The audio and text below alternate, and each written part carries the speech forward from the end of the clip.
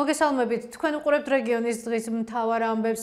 დღეს ახალციხეში 2021 წელს დაკომპლექტებულ საკრებულოს ბოლოს ხდომა გაიმართა.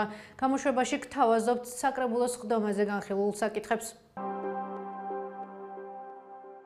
ამერიკის შეერთებული შტატების დახმარების მიღებას დღეს საკრებულოს ხდომაზე დეპუტატებმა მხარი დაუჭირეს. რომლის ფარგლებშიც ვალის ჯანმრთელობის სახლს სამედიცინო აღჭურვილობა გადაეცემა.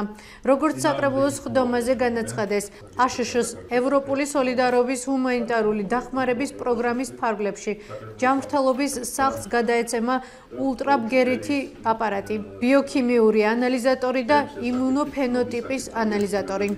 აქვე გეტყვით, რომ ქართული ოცნება უკვე რამდენიმე თვეა ანტიევროპულ და ანტიამერიკულ განცხადებებს ავრცელებს. ასევე აპელირებენ იმაზე, რომ ევროკავშირს და აშშ-ს deep state აკონტროლებს. ვალის ეგრეთ წოდებული ჯანმრთელობის სახლისთვის სხვადასხვა სამედიცინო ინვენტარის გადაცემის შესახებ სარგებლობის უფლების ხობის ფორმით ეს აღჭურვილებაა.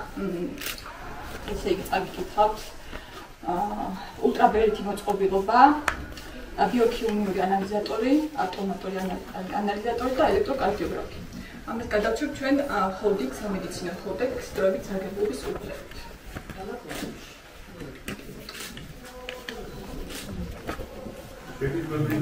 შეგიძლიათ თუ საერთოდ მოტივებული ვარ. მაშინ დავუჭიროთ არის კომპენსაციის დაგიდასტუროთ. თეორია მეთოდები საკითხია. დღესვე საკრებულოს ხდომაზე გახდა ცნობილი, რომ ახალციხეში საპატრიარქოს აიბს გადაეცემა 355 კვადრატული მიწის ნაკვეთი და შენობა გადაეცემა, სადაც საგანმანათლებლო სივრცის მოწყობა იგეგმება.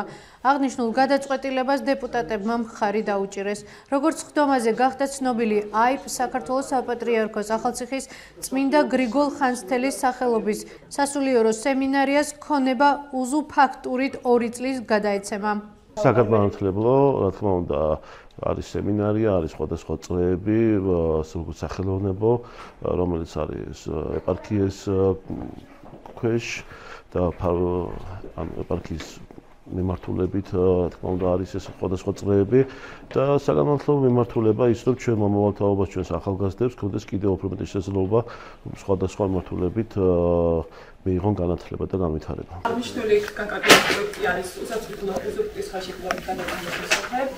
თავის ასოციაციის განთავსებული შენობა ნაკერებთან დაკავშირებით შემოვიდა მოთხოვნა საპატრიარქოს მიერ და აღნიშნულ შენობას გადავშევთ ჩვენ უზურპის უფლებით.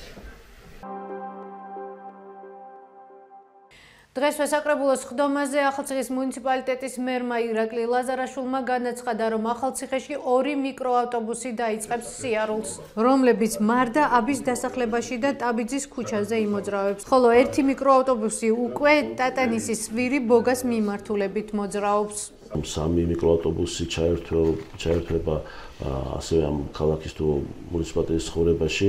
1 მიკროავტობუსი მოძრაობს სვირი ბოგა ტატანისის მიმართულებით, ხოლო 2 მიკროავტობუსი დაემატება, რომელიც მოძრაობს ეგრეთ წოდებული ხუთსართულიანების ან კოსტავა გამსახურდიას ქუჩებიდან